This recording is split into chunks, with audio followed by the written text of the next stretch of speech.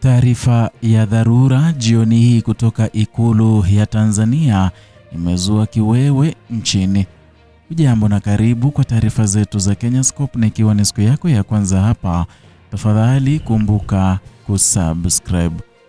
Katika wakati ambao macho ya jumuiya ya kimataifa yanaendelea kuelekezwa Tanzania, ujumbe mzito kutoka Umoja wa Mataifa umefika moja kwa moja Ikulu.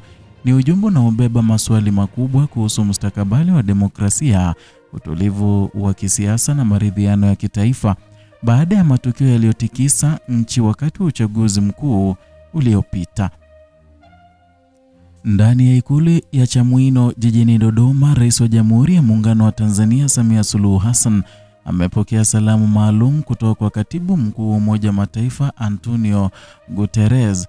Ujumbe huo uliwasilishwa na mjumbe maalum wa Umoja wa Mataifa Parfait Onanga Nyanga, lakini ziara hiyo haikuwa tu ya kidiplomasia.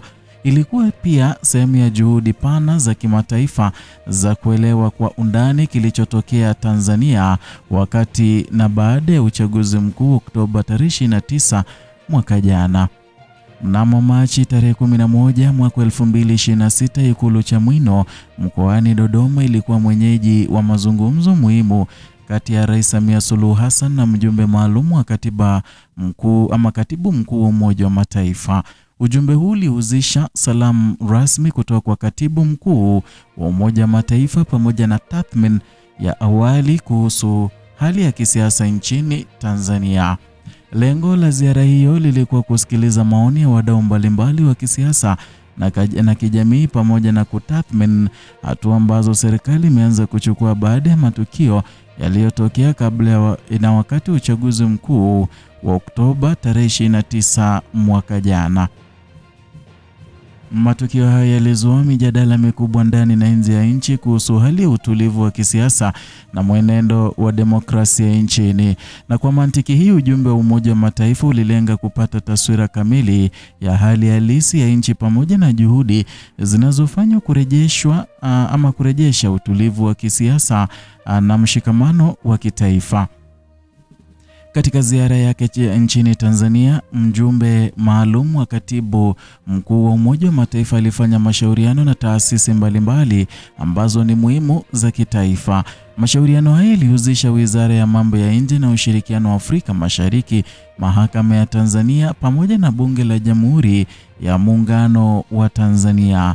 Aidha, alifanya mazungumzo na ofisi ya msajili wa vyama vya siasa pamoja na viongozi wa vyama vya siasa. Hatua hiyo ililenga kukusanya mitazamo tofauti kuhusu hali ya kisiasa nchini na changamoto zilizojitokeza wakati wa uchaguzi mkuu uliopita. Mjumbe huyo pia alikutana na mwenyekiti wa wajumbe wa Tume Huru ya Uchaguzi ambayo iliundwa na serikali kuchunguza matukio ya uvunjifu wa amani yaliyotokea wakati wa uchaguzi. Na kupitia mikutano hiyo, Umoja wa Mataifa ulilenga kupata taarifa za kina kuhusu hatua zilizochukuliwa na serikali katika kushughulikia matokeo ya matukio hayo.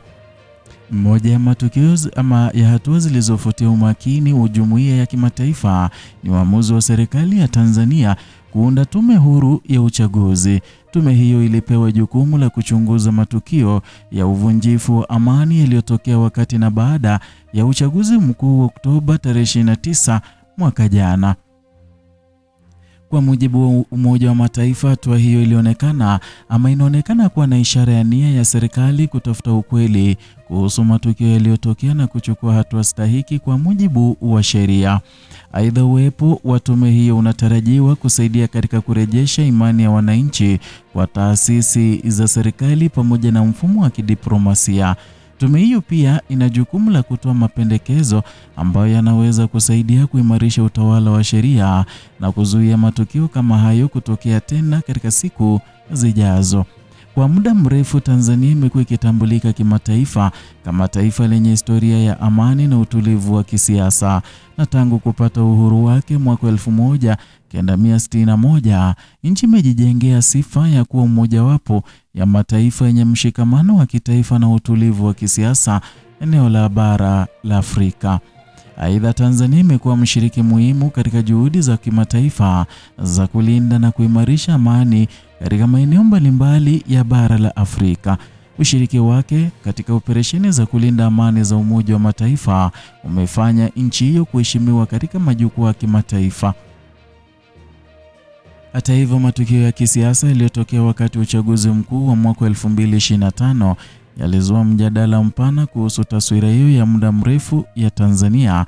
Ndiyo maana jumuiya ya kimataifa imekuwa na hamu ya kufahamu kwa undani hatua zinazochukuliwa na serikali kurejesha hali ya kawaida.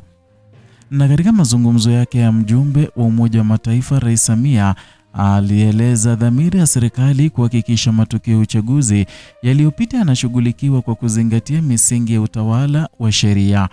Serikali imeweka mkazo katika kuhakikisha haki, uwajibikaji na utulivu wa kisiasa vinaendelea kuwa msingi wa maendeleo ya taifa. Aidha, serikali imeonyesha utayari wa kupokea mapendekezo yatakayowasilishwa na Tume Huru ya Uchunguzi mara baada ya kukamilika kwa kazi yake. Mapendekezo hayo yanatarajiwa kuwa sehemu muhimu ya juhudi za kuimarisha maridhiano haswa ya kitaifa pamoja na mchakato mpana wa mageuzi ya katiba. Hatua hiyo inaonyesha kwamba serikali inalenga kutumia tukio hilo kama fursa ya kujenga upya imani ya wananchi katika taasisi za serikali. Ziara ya mjumbe maalum wa Umoja wa Mataifa ina uzito mkubwa katika siasa za Tanzania, na kwa upande mmoja inaonyesha kuwa jumuiya ya kimataifa inaendelea kufuatilia kwa karibu maendeleo ya kisiasa nchini, na kwa upande mwingine inaipa serikali fursa ya kueleza hatua zinazochukuliwa katika kushughulikia changamoto zilizojitokeza. Kwa wananchi, tukio hilo linaweza kuwa ishara matumaini kwamba masuala yaliyotokea wakati wa uchaguzi yatapatiwa ufumbuzi wa haki na uwazi. Aidha, linaweza kusaidia kuimarisha mazungumzo ya kimataifa kuhusu mustakabali wa demokrasia nchini. Hatua inayofuata sasa ni ya kukamilika kwa kazi ya Tume Huru ya Uchaguzi, na ripoti ya tume hiyo inatarajiwa kutoa mwanga juu ya kile kilichotokea wakati wa uchaguzi pamoja na mapendekezo ya hatua kuchukuliwa. Ripoti hiyo inaweza kuwa nyenzo muhimu katika kuimarisha maridhiano ya kitaifa na kuboresha mfumo wa kisiasa nchini. Pia inaweza kuwa sehemu ya mjadala mpana kuhusu mageuzi ya katiba na kuimarisha taasisi za kidemokrasia.